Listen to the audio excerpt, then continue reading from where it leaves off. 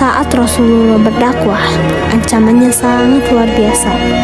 Selama Rasulullah dakwah di Mekah, selama itu pun nyawanya dalam keadaan bahaya. Penganiayaan Rasulullah saat berdakwah di Mekah itu sulit sekali untuk dibayangkan. Dilempari kotoran sudah biasa, diludahi sering, dianggap gila. Jalanannya ditaburi duri yang itu nggak begitu masalah buat Rasulullah.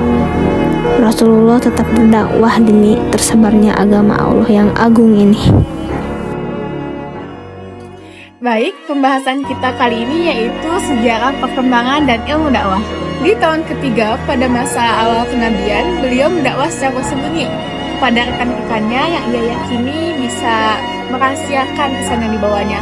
Beliau dakwah secara bersembunyi hingga akhirnya turunlah wahyu Allah pada surat Al-Hijr ayat 94 yang berbunyi, A'udzubillahi minasyaitonirrajim, Bismillahirrahmanirrahim, Faqda bima tu'maru wa'rid 'anil musyrikin. Yang artinya, maka sampaikanlah Muhammad secara terang-terangan segala apa yang diperintahkan kepadamu dan berpalinglah dari orang-orang musyrik. Nah, setelah turunnya wahyu tersebut, beliaulah mulai berdakwah secara terang-terangan. Beliau mendakwahi keluarganya yaitu Bani Hashim. Di situ mulailah banyak rintangan dan cobaan yang dialami oleh Rasulullah SAW karena banyaknya kafir Quraisy yang menentang ajaran beliau, termasuk pamannya sendiri yaitu Abu Lahab. Sampai-sampai mereka ingin membunuh Nabi Muhammad SAW.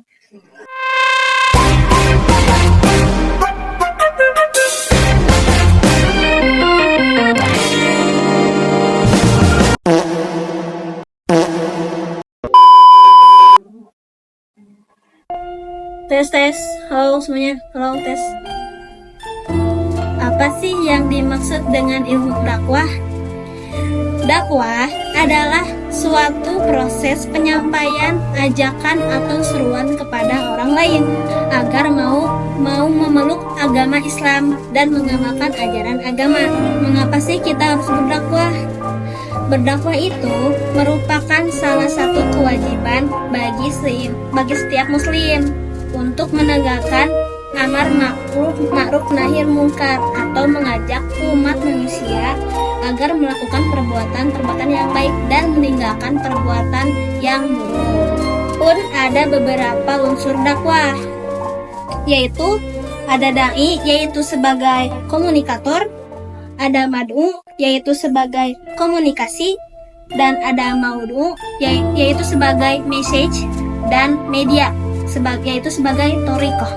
Ada beberapa konteks ilmu dakwah, yaitu yang pertama ada dakwah finansial, yang kedua ada dakwah fardiyah, dan yang ketiga ada dakwah fi'ah qalilah, dan yang keempat ada jama', yang kelima ada ammah, yang keenam dan yang terakhir ada su'ubiyah wa qabailiyah. Talk ya, action. Nah, untuk materi selanjutnya yaitu media dakwah pada masa Rasulullah SAW. Pada saat itu, media yang digunakan oleh Rasulullah yaitu media dengan sistem sembunyi-sembunyi. Pada saat itu, masyarakat yang didakwahi oleh Rasulullah yaitu masih dibelenggu oleh kebodohannya, dan pada saat itu juga agama Islam bukanlah agama yang bisa diterima dan diperbolehkan untuk tersebarnya. Nah, untuk media ini meliputi 3 hal yaitu dengan tulisan, aksi, dan juga lisan.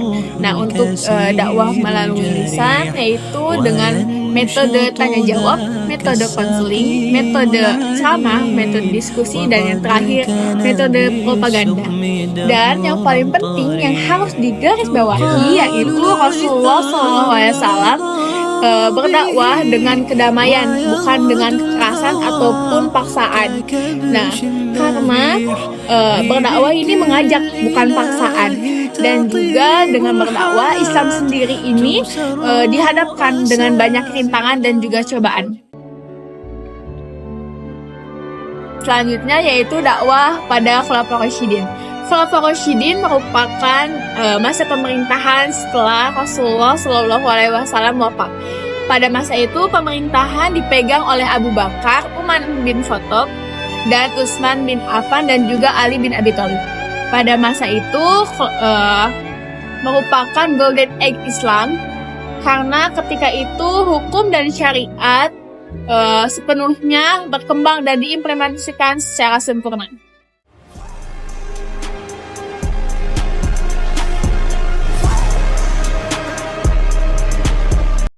Memulai dakwahnya di Mekah secara sembunyi-sembunyi selama 3 tahun. Dakwah periode Mekah ini khusus mengenai masalah tauhid, sebab kala itu tauhid merupakan hal yang asing bagi penduduk Mekah.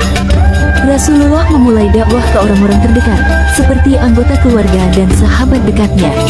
Setelah 3 tahun berdakwah secara sembunyi-sembunyi, turunlah wahyu yang memerintahkan untuk berdakwah secara terang-terangan. Dalam berdakwah, Rasulullah mendapatkan perlindungan dari pamannya Abu Thalib, tapi pamannya yang lain yaitu Abu Lahab malah mencelanya.